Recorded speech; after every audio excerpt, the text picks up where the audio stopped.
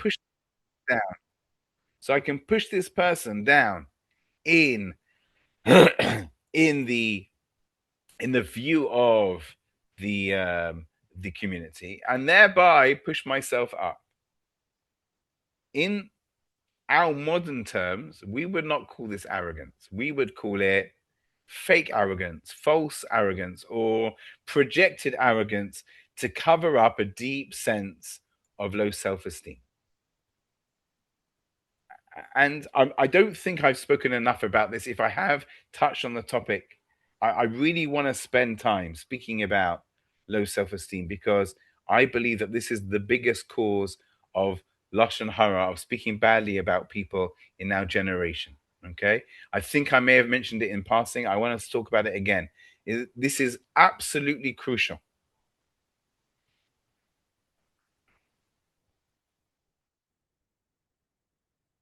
I don't know if I spoke about the Purim story with regards to low self-esteem. I mentioned Purim with regards to joking but I don't know if we spoke about Purim with regards to low self-esteem. There is a fascinating dynamic in that story. I'm guessing, please correct me if I'm wrong. I'm guessing you know the basic concept of the Purim story.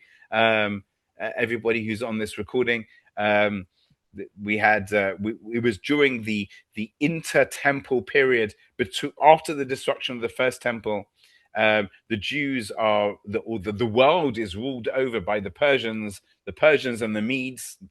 And the king at that time was a king called Ahasuerus or Ahasuerus, or Axioterces, I think is one of the ways that it's translated. And he has a vizier, a prime minister called Haman, who is a massive anti-Semite. And there is a verse there where Haman is trying to persuade Ahasuerus to massacre the Jews across the 127 countries that he is the emperor over. And he goes to Ahasuerus and he says, there is this nation, there is one nation scattered across all the different countries of your empire. And their rules are different to everybody else. And they don't keep the king's rules. And it's not worth the king's honor to keep them alive. Now, there is a general concept when it comes to the Torah. And that is that if this is the word of God, any extra word has a meaning because it's unnecessary. The Tanakh is not a story. It's not a storybook. Torah literally means, the word Torah comes from the Hebrew word Hara, which means instruction. And the Torah is an instruction manual for the best possible living you can have in this world.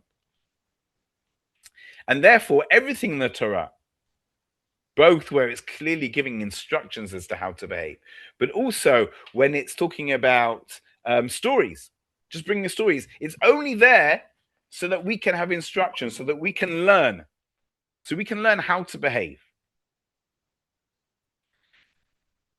This may sound surprising to you, or maybe not. The Tanakh, when I use that word, I mean the Torah, the Nevi'im, and the Kesuvim, right? The Torah is the 5 books of Moshe. Then there's the Nevi'im, the prophets, and then the Kesuvim, other writings that were put together as our Bible. Okay. The Tanakh does not record accurate conversation. Yes, I'm an Orthodox Jewish rabbi. That's not what the Tanakh's doing.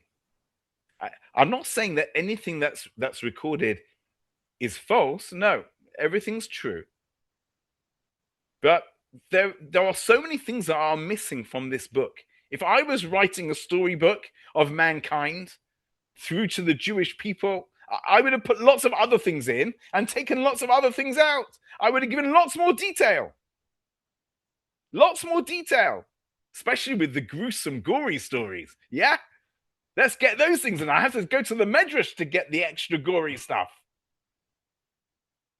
I would have put lots of that stuff in. And yet there's so much missing and so much extra. The point is this. Whenever Tanakh records a conversation, it doesn't mean that that's exactly the word. Just as an example, Pharaoh was not speaking in Hebrew. When it says Pharaoh said X, Y, and Z, it doesn't mean he said that. He said it in Egyptian. So we're already dealing with a translation.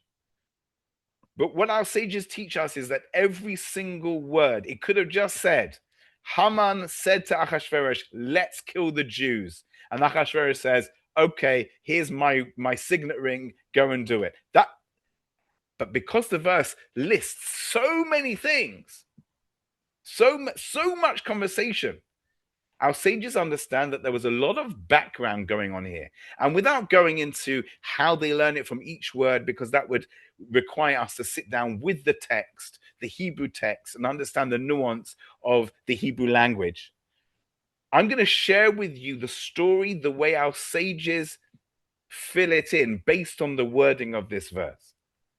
Haman comes to Achashverosh and says, we've got to kill the Jews. And Achashverosh says, listen, I agree with you. I hate the Jews too. But I've got a problem. The problem is that when you look back through history, and by the way, this is still true. This is still true. When you look back through history, every single king and every single nation that has tried to destroy the Jews has ended up in the garbage heap of history. They're not around anymore. They've all suffered greatly. Says Achashverosh, look what happened to Pharaoh. Look what happened to my ex-grandfather-in-law. Vashti, according to our tradition, was the granddaughter, his first wife, was the granddaughter of Nebuchadnezzar.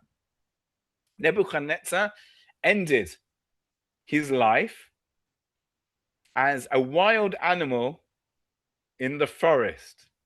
Look what happened to him because he destroyed the temple. I'm scared to attack these Jews. Says Haman, don't worry, O king. The Jews are sleeping from keeping their commandments. They are not keeping their commandments. They are rebelling against their God. And therefore, we don't need to worry about their God's not going to protect them. He's not going to punish them because, open the Bible. It's full of all of these things that's going to happen to the Jews when they don't follow the word of God. So Achashverosh says to him, but 1 second, maybe the average Jew is not keeping the rules they're supposed to, but they've still got their rabbis. Haman says, no, don't worry. They've got this rule that every Jew is responsible for another Jew. In Hebrew, it's Kol Yisrael Arevim Zeh Lazeh. Every Jew is responsible for the spiritual growth of another Jew. We don't believe it's correct that a Jew is suffering physically, meaning part of our community is suffering physically, emotionally, or spiritually, and we don't go and help them. You have to step in to help somebody in our community.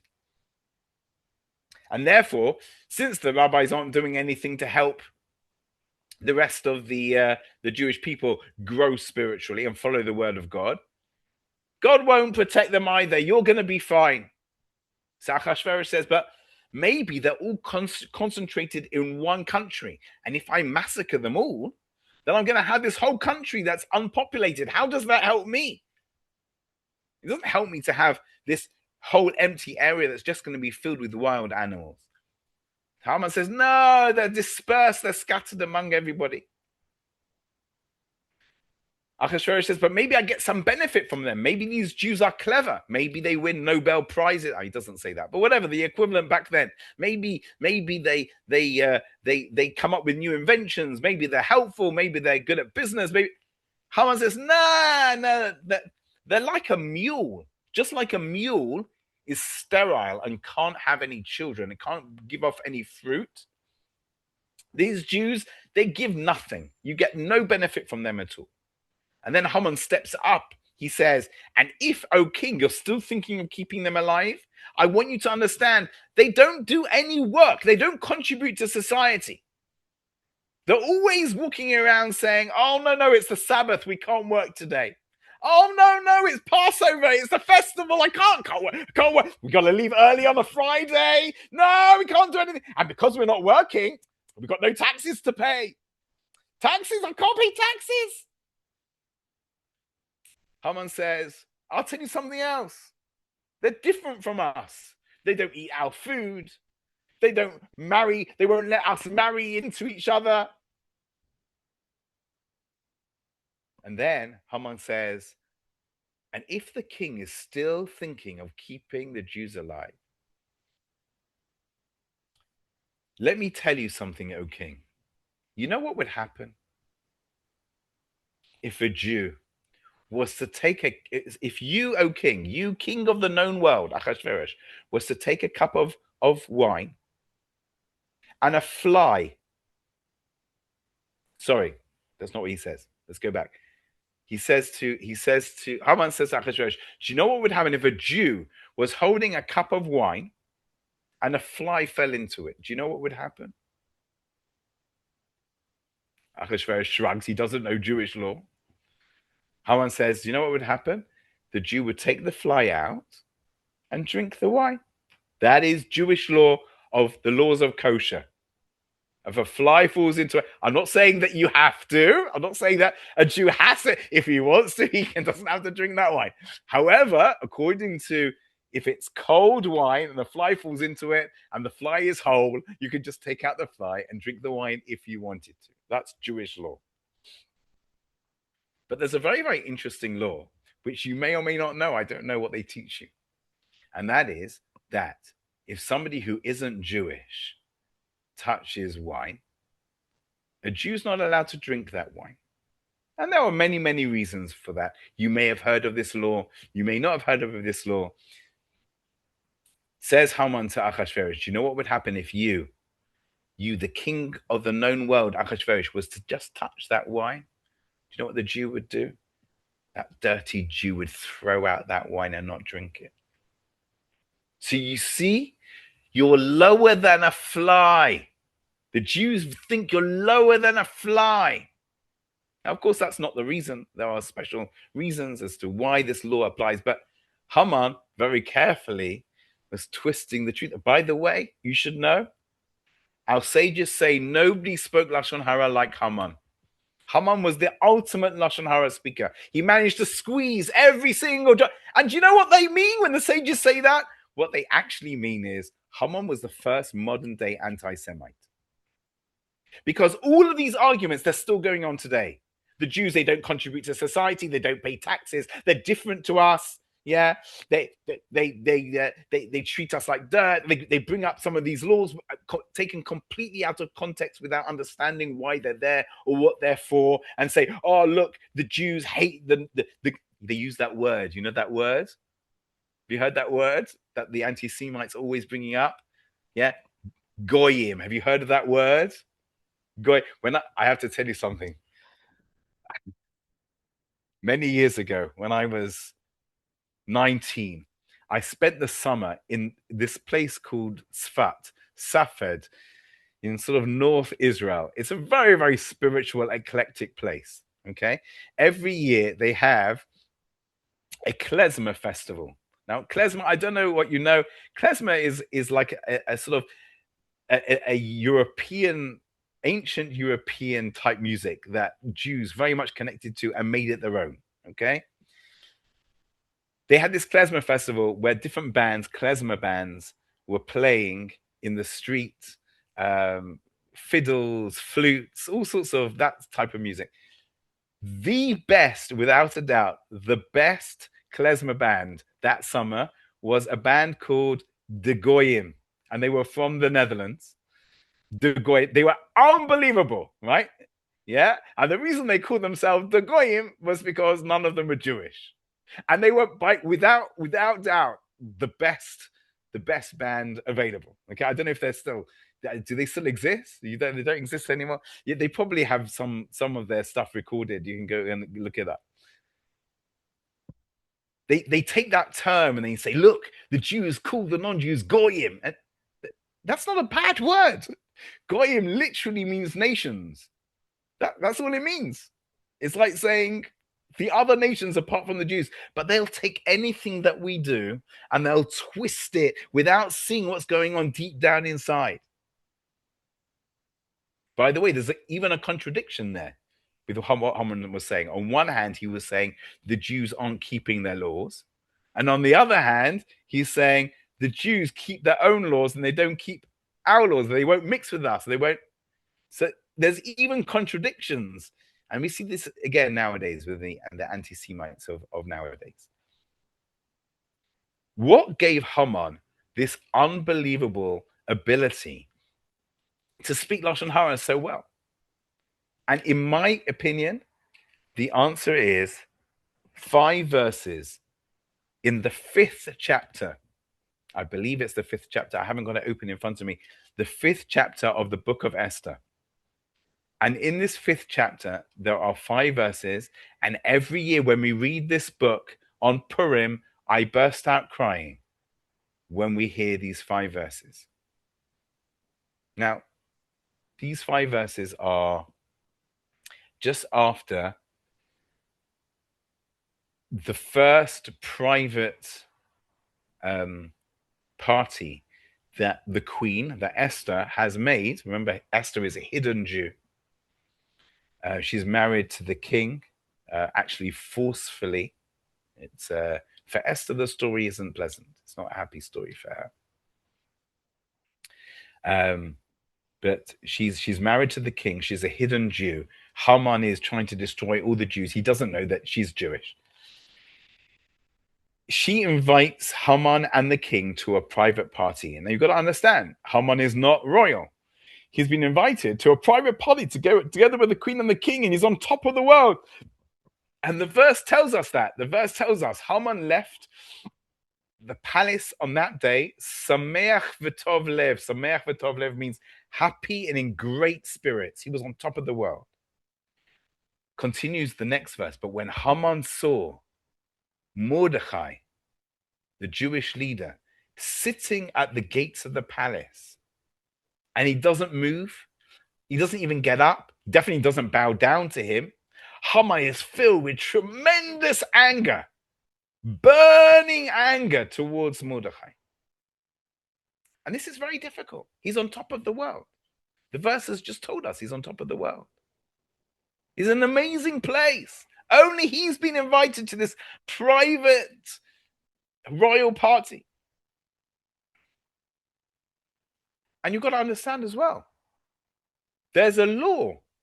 You have to bow down to this man. This is the law that they made. The verses describe wherever he walked, everybody prostrated themselves on the ground. Everybody's bowing down to him. But there's one guy who will not bow down to him. And when this one guy does not bow down to him, he's filled with tremendous rage. It takes over his whole life. The verse says to us, he managed to hold himself in. And by the way, it's not even the first time. It's not even the first time. This has been going on for months. The whole reason he wants to kill all the Jews is because Mordechai won't bow down to him. It's not even new. Haman holds himself together. He comes home and he calls for his wife and his beloved friends. And he says, please come and support me. They gather around his wife and his close friends. And he starts speaking to them and he starts telling them stuff that the verse seems absurd. He starts talking to them about the honor he gets for being so wealthy. Now, this is weird because this is his wife and his closest friends. They clearly know that he's very wealthy and he gets lots of honor. Why is he telling them this? Then he goes on to talk about that he's got many sons. I mean, I would guess his wife knows that he's got many sons, right? His friends probably know too. He says, you know, I'm the highest of all the servants of the king. I've been promoted to this unbelievable position. Not only that, I've been invited to this private party. I'm sure he's told them this already. Why is he saying it again? Oh, then he says something new. He says, and also tomorrow I've been invited to another private party. Okay, that's new. But everything else, why is he saying all that stuff? And then he says 5 words, and these 5 words get me every single year. He says, V'chol zeh einenu shove li. All of this is worth nothing to me. As long as I see that Jew not bowing down to me at the gates of the palace. Do you understand what that means? That's madness. I have literally everything I could possibly need. I have all the honor, all the riches, all the family, friends. I've got everything I need. Millions of people bowing down to me.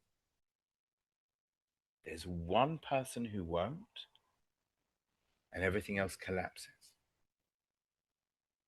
Isn't that mad? And what's clear is that Haman represents the person who has low self-esteem in the Bible. Because this is what happens with a low self-esteem person.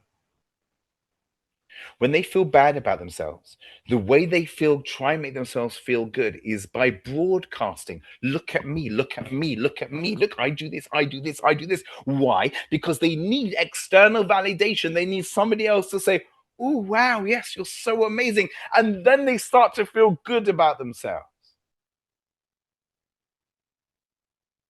The person with low self-esteem, they're always strutting, but it's not real. It's just so that you can say, you tell them, oh, you're amazing. And like a drug. But there's a problem. You know what the problem is? When one person comes along and says, actually, no, you're not worth anything. Everything else collapses. And you know why? Because when that person says to them, you're worth nothing, that's the truth inside of them. It's what they themselves believe about themselves. So when that tells me my truth, that's all I can hear. That's why you can have these Instagram warriors, these, I don't know, society, whatever they're called, I don't know, influencers, all of these people. They can have millions and millions of followers. Every time they post a picture of themselves, they get millions of likes, thousands of positive comments. You're stunning, you're beautiful, blah, blah, blah. And then one troll, probably a 16-year-old boy in his parents' basement, but one troll, yeah, writes, you're ugly. He can't even get the spelling right, yeah? Yeah, he doesn't do you're with an apostrophe R-E, yeah? You're ugly or whatever. And their whole world collapses. But why? What about the millions of other comments? You're beautiful. It doesn't matter. They're walking around feeling that they're worth nothing or they're ugly. And everything else is just a drug, an external drug to try and bring them up from that darkness, from that emptiness. But one person reminds them of the truth that they themselves feels inside, everything else collapses. And that's what we see with Haman. He can have millions of people bowing down to him. One person won't bow down. The rest is worth nothing to me because that person is reminding me of my emptiness inside. This is something I've suffered from my whole life. Is that mad? I think many of us have actually in this world. Definitely low self-esteem is the illness of our generation. But it's something I've suffered from my whole life. When I started teaching, thank God I've moved on a little bit from this. When I started teaching, I could teach, I could have, let's say, 50 people in a room hanging on my every word. And one person at the back of the classroom is looking bored, is playing around with something, is getting out, walking out, coming back, is making faces. And all I could see was that one person. Oh, but what about the 49 other people who are hanging out? It doesn't matter. That's not real. That person at the back of the classroom, they're telling me the truth, my truth. That I'm not worth anything. I'm not a good enough teacher. I'm not good enough, whatever. That's all I can hear. And unfortunately, way back, going back the years before I actually began to understand myself, what I would do in that situation is I would rip that person apart, often in public in front of everybody, for some cheap laughs. Because look, everybody's laughing at that guy. They're worth nothing. Ah, fine. Their opinion doesn't mean anything. I'm okay again. I'm okay.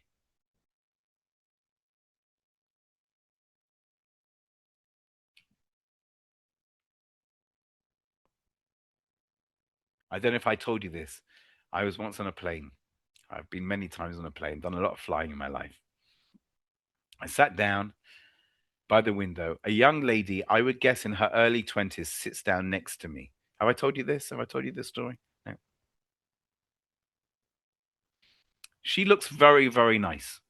Good makeup, dressed very nicely. There is an announcement from the pilot saying that takeoff's delayed by about half an hour. Anyway, she's got some time. She whips out her phone, yeah, and she's starting to take some selfies, like this with the duck lips. Apparently what you have to do, just for those of you who don't know, you're supposed to bite the back of your cheeks. That makes your lips like come a bit more forward, and then you put your head at an angle like this, something like this, like that, with your phone up in the sky. Anyway, she's taking lots of selfies of herself, different angles. She's then looking through these photos. I'm not prying. This is going on right next to me. I can see it there. I see her. She's looking through the photos. She's not happy with any of the photographs she's taken. Well, she's got time. She gets up. She opens up the cabinet, the cupboard on above, takes out her hand luggage, opens up her hand luggage, takes out her makeup bag, sits down with her makeup bag, and starts redoing everything. Right? The thing, the whatever, the lips, everything, the whole. All I wanted to say at that moment, I just wanted to say to her, "You look amazing already." But I knew that if I did, she'd think I was a creep. And nobody wants to sit next to a creep for a 5-hour flight. So I just stayed quiet and watched what was going on. She then redoes everything, puts everything back, takes out the set. As far as I was concerned, she looked exactly the same as she did before. Takes out the phone, another series of selfies, starts. Eventually, she's happy enough with what she's found, with one of the photos. She gets ready to post it on her Instagram page. Now, up to now, I haven't been prying. It's literally going on. But now I wanted to see. And if you lean back and you sort of look over, you can sort of lean back and look over the shoulder of the person next to you.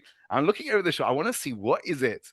What is it? Which, by the way, you're not allowed to do this. According to Jewish law, you're not allowed to do this. I admit. I gave in. Gave into temptation, but I want what's she writing? That she's writing something that to go with the photo. I'm leaning over. What's she writing? She's writing as if this was like the most natural of pictures taken in a passing moment without 25 minutes setting it up. Like something like, "Oh, just going on holiday. I can't wait." And then I watched as she pressed send or post or whatever it is on Instagram. And I watched her as she gripped the arms of the seat in terror. I could see she was like so tense. And then there was a ping. Somebody had liked her photo. Relief. I have worth. And I'm not mocking. I want you to understand I'm not mocking. I just felt so sad for her. So sad. I've had students tell me, "Rabbi, I went on a holiday and I didn't have a comfortable feeling about the holiday. Meaning, I came back, and it was okay. It was good, but yeah, I didn't know that I had a good time.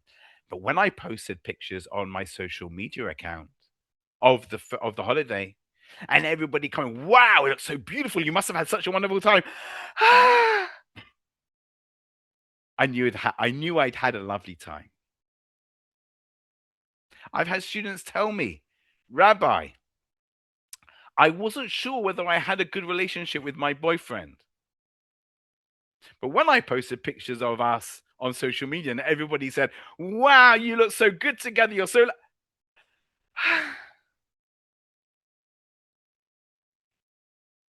We are a broken world of slaves. And we're not slaves to anybody else. We're slaves to our own desperate emptiness. And I apologize if today's class is too depressing. Because my aim here is not to be depressing. But unless we dig down and begin to understand ourselves, not anybody else, any example I've given of somebody else is only there so that we can look inside ourselves and see it inside ourselves.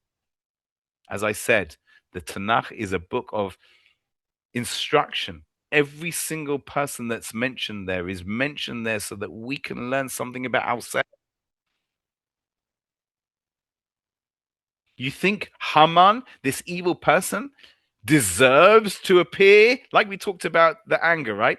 Deserves to appear inside a holy book? Look, that his name is mentioned inside a holy book? No, it's not there for his own. He's there because we need to find the Haman inside ourselves. We need to dig down and realize that we're all carrying this to a more or less. You know, I would guess that none of us are as bad as the Instagram warrior or Haman. But I would also guess that most of us struggle with this to a certain extent, with the way we dress, with the way we behave.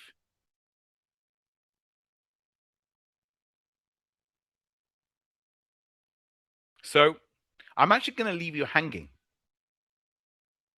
because I want to talk about how we change this. But it's going to actually take me a whole other class. And I've already been speaking for 40 minutes. And I don't really like doing this. Normally, when I give this class, there's a week in between for people to think about, not more to sink into depression. But let's just, at least for the moment, acknowledge that the vast majority of the time we speak badly about somebody, it's because we feel threatened. And the truth is, it's not that we're threatened by the other person. It's not that. It's that we feel that we're being threatened to come face to face with our own deep inadequacies. And that is something that's very, very difficult for us to cope with. So next time I see you, which is going to be, remind me the date we agreed? 27th of August. 27th of August. We'll start exploring the opposite, right? We'll start exploring who it was who defeated Haman, what her name means, what it was about her that helped her defeat Haman, what we can learn about it, what we can learn from it, and how it can hopefully help us change inside so that we don't have this desperate need to put other people down when they're getting the attention, or to destroy somebody else when they're reminding us of that deep truth that we feel about ourselves, that we're empty and worthless, which of course isn't true.